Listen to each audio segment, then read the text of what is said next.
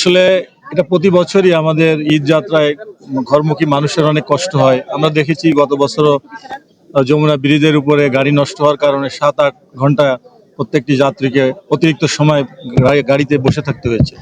এবার এই ধরনের কোনো অনাকাঙ্ক্ষিত ঘটনা যাতে না ঘটে, এই জন্য আমরা ইতিমধ্যে হাইওয়ে পুলিশ, জেলা পুলিশ এবং অন্যান্য সংস্থা, পুলিশের অন্যান্য সংস্থাকে বলা হয়েছে যে ট্রাফিক পুলিশের পাশাপাশি তারা দায়িত্ব পালন করবে এবং সড়কে যাতে অনাকাঙ্ক্ষিত কোনো গাড়ি অতিরিক্ত সময় দাঁড়িয়ে থেকে যেন ট্রাফিক কনজেশন তৈরি না করে, সেই ব্যাপারে আমি নির্দেশনা দিয়েছি পুলিশের কোয়ার্টার থেকে সকল ইউনিটকে। ধন্যবাদ। আর ভাসমান দোকানপাটগুলো, ভাসমান দোকানপাট এগুলোর ব্যাপারেও বাজার যেখানে আছে সেখানে অতিরিক্ত পুলিশ থাকবে, তাদেরকে একটা নিয়ন্ত্রণের ভিতরে রাস্তার বাইরে বসতে দেওয়ার সুযোগ করা হবে, যেহেতু ঈদে তাদের এটার উপরই তাদের রুটি রুজি। সুতরাং এ ব্যাপারে আমরা কনসার্ন, এবং তাদেরও যেন কোনো ক্ষতি না হয়, ঈদের আগে তারাও যেন স্বাচ্ছন্দ্য ঈদ করতে পারে। সবাই মিলে আমরা একটা সুন্দর পরিবেশ তৈরি করব। এই জন্য আপনাদের সাংবাদিক সমাজের প্রতি আমি অনুরোধ জানাবো, আপনারাও এই ব্যাপারে আমাদেরকে সহযোগিতা করবেন। ধন্যবাদ। একটা প্রশ্ন হচ্ছে যে আমাদের গাজীপুরের জনসংখ্যা অনুযায়ী পুলিশের সংখ্যা কম, যে কারণে আইন শৃঙ্খলা নিয়ন্ত্রণ করতে পুলিশের অনেক আপনারা হয়তো জানেন না, ঈদের মধ্যে আমাদের অনেক কষ্ট হয়। হ্যাঁ, আমরা অতিরিক্ত আরেকটা ইউনিট থেকে অতিরিক্ত 400 পুলিশ তাদেরকে দিয়েছি, এবং আমি বলেছি আমাদের এপিবিএন থেকেও কিন্তু তাদেরকে যে চাহিদা ছিল সেই অনুযায়ী আমরা 500 না 100 পুলিশ দিয়ে দিয়েছি। আরো যদি লাগে তুমি নিতে পারো, সেটা আমি ওই টাইমে দিয়ে দিব। অংশে কিন্তু বরাবরই কিন্তু ব্যাপক যানজট থাকে, তার অন্যতম কারণ শ্রমিকরা কিন্তু যখন ছুটি হয় তাদের জন্য আলাদা কোনো ট্রান্সপোর্ট ব্যবস্থা থাকে না।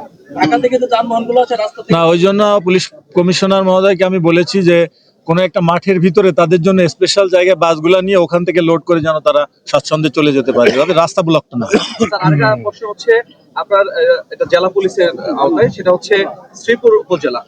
সেখানে হচ্ছে কয়েকদিন পরপরই আপনার মার্ডার, লাশ এগুলো পাওয়া যায়। এর মধ্যে কিছুদিন আগে এমসি বাজার একটা জায়গা আছে, ওখানে মাদক ব্যবসায়ীরা গোলাগুলি করেছে, এবং সেই জায়গায় এখন জুয়া হাউজি করার জন্য বড় একটি প্যান্ডেল করে মেলার আয়োজন করছে, যেটা জেলা প্রশাসন বলছে অনুমোদন নেই। তো সেই জায়গায় পুলিশের অবস্থান কি থাকবে? পুলিশ এ ব্যাপারে আইনগত ব্যবস্থা নিবে, এ ব্যাপারে কোনো ছাড় নাই। আমার কি প্রশ্ন, চালকদের সাথে কথা হয়েছে, চালকরা যেটা বলছে যে মহাসড়কে বেপরোয়া ভাবে অটোরিকশা থাকার কারণে তারা আসলে যেভাবে ঢাকা থেকে বেরিয়ে আসে তারপর আসলে তারা যেতে পারে না, যার কারণে বড় ধরনের একটা জটলা সৃষ্টি এবং যাত্রীদের ভোগান্তি। আমি কিন্তু অলরেডি আমার বক্তব্যে বলেছি, সিটি কর্পোরেশন, আমাদের পুলিশ, সুধী সমাজ সবাই মিলে এটাকে একটা সিস্টেমের ভিতরে নিয়ে আসতে হবে, কারণ ওরাও কিন্তু দেখেন বেকারত্বের কারণেই তারা প্রত্যন্ত অঞ্চল থেকে এখানে চলে আসছে, এটা দিয়েই তাদের জীবন জীবিকা। এগুলা আমাদের অর্থনৈতিক উন্নয়ন হলে, তাদেরকে যদি কর্মের সংস্থান করা যায়, তাহলে দেখবেন এই জিনিসগুলো থাকবে না, আমার রাস্তা ক্লিয়ার থাকবে। আমরা তো রনিবের কাছে জানতে চাই যে আমরা দেখেছি যে আপনি নিজে পুলিশের সাথে মহাসড়কে অবৈধ যে স্থাপনা রয়েছে তো চলাচল নির্বিঘ্ন করতে কাজ করছেন, তো সেই ক্ষেত্রে পুলিশকে কতটা সহযোগিতা আপনারা করছেন, এবং ঈদ যাত্রা কতটা স্বস্তিদায়ক হিসাবে আপনি এখানকার সাংসদ হিসেবে উদ্যোগ নিচ্ছেন, এবং পুলিশের সংখ্যাটাও কম, সেই জায়গাটা কিভাবে সহযোগিতা করছেন আপনারা? জি, গাজীপুর একটি শিল্পনগরী, এবং এখানে আপনারা জানেন যে বিপুল সংখ্যক ভাসমান মানুষ বসবাস করে। আমাদের গাজীপুরের বাংলাদেশের 64 জেলার মানুষই বসবাস করে বলা যায়, এবং আমাদের মাননীয় প্রধানমন্ত্রী অত্যন্ত গুরুত্ব দিচ্ছেন এই ব্যাপারটাকে, যেন আমাদের ঈদে ঘরমুখী মানুষ নির্বিঘ্নে নিরাপদে তারা যেন ঘরে ফিরতে পারেন, এবং ঈদটা যেন পরিবারের সাথে আনন্দে উদ্দীপনার মাধ্যমে করতে পারেন।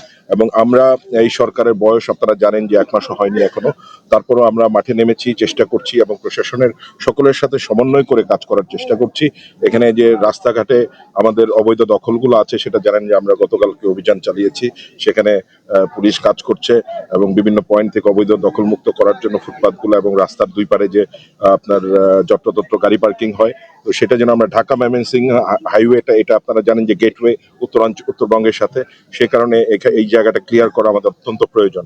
এবং এছাড়াও আমাদের যারা এখানে শিল্পনগরী অনেক মিল কারখানা আছেন, আমাদের শ্রমিক ভাই বোনেরা আছেন, তারা এখন বেতন পাচ্ছেন, বেতনটা নিয়ে যেন তারা ঘরে যেতে পারেন নিরাপদে, সেই ব্যবস্থাটা করা, এখানে ছিনতাই যেন না হয় সেজন্য টহল বাড়ানোর জন্য আমি আইজি মহোদয়কেও রিকোয়েস্ট করেছি, এবং কমিশনার সাহেবকেও রিকোয়েস্ট করেছি যেন টহলটা বাড়ানো হয় ঢাকা ময়মনসিংহ হাইওয়েতে, যেন আমাদের শ্রমিক ভাই বোনেরা সেই বিরাট বেতনটা নিয়ে যেন তারা পরিবারের সাথে ঈদ করতে পারে এবং কোনো দুর্ঘটনা না হয়।